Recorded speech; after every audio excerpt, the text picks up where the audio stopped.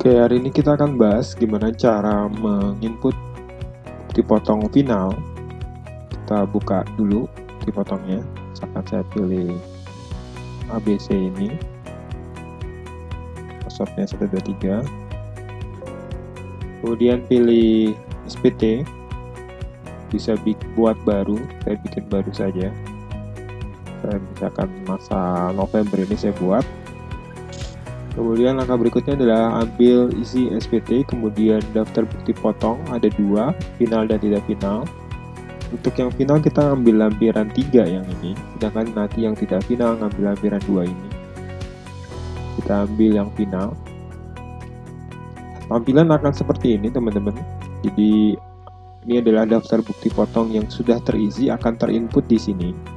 Dan bagi kita yang baru pertama kali menginput bukti potong final, langkahnya adalah ada menu yang ada icon yang di pojok sebelah kanan bawah ini, klik baru, kemudian akan tampilan seperti ini. Ini adalah isi bukti potong final yang dibuat sedemikian rupa. Nah, langkah berikutnya adalah kita mengisi NPWP ini bisa manual atau ngambil dari referensi yang pernah kita impor atau pernah kita input ya. Saya ambil dari referensi saja, misalkan ini. Kemudian objek pajak di sini ini terisi otomatis ketika kita memilih dari 3 titik ini. Kita klik 3 titik ini, kemudian akan muncul daftar objek pajak PPh final.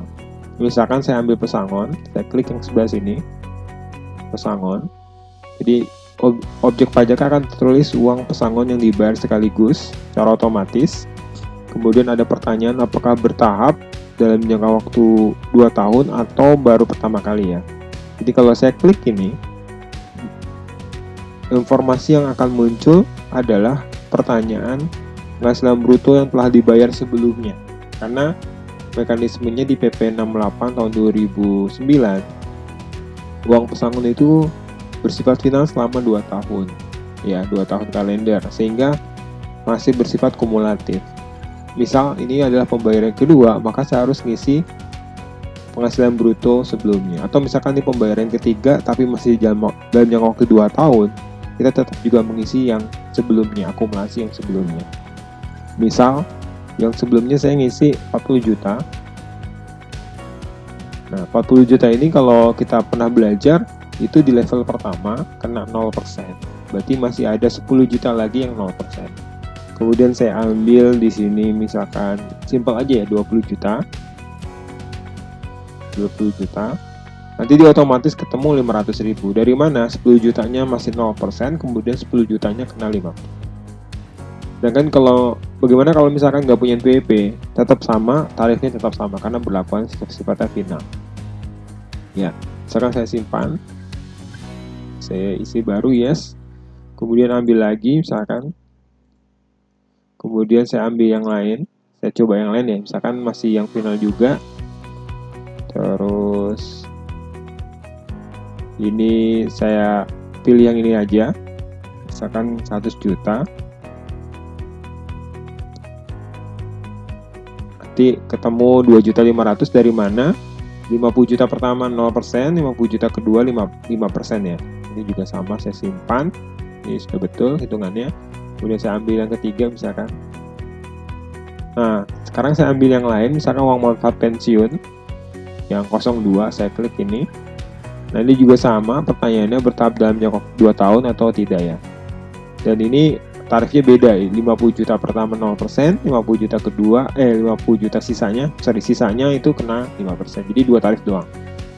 Misalkan saya ambil di sini 150 juta. Ini jawabannya pasti 5 juta ya. Nah, 5 juta ya. Bentar ya. Di 100 juta kali 5%. Saya simpan. Nah, berikutnya yang final berikutnya adalah misalnya. Berikutnya adalah honorarium yang dibebankan kepada APBD yang diterima PNS atau tenaga Polri, pejabat negara ya. Saya ambil yang 40201 ini. Nanti Mas suruh masukin golongan pegawai yang dipotong, karena tarifnya beda-beda ya. Misalkan ini nanti golongan 1, 2, 3, atau 4. Golongan 1 dan 2 kalau kita pernah belajar itu tarifnya 0%.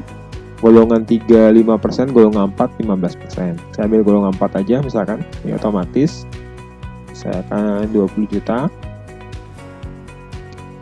200 juta kena 30 juta ya. Jadi kalau misalkan dia golongan 3, dia ketemu 5%, golongan 2, 0%. Jadi dia otomatis ya, secara otomatis. Simpan. Nah, kemudian ada juga yang bisa pakai PPh 21 final lainnya. Ya, PPh 21 final lainnya. Ini bisa kita input sesuai dengan ketentuan-ketentuan yang mungkin baru muncul ya, baru muncul di setelah per 16 2016. Nah, setelah masuk ini, dia akan masuk ke daftar bukti potong lampiran 3 ini secara otomatis. Ya, secara otomatis. Jadi kita tidak perlu input lagi, ini otomatis masuk.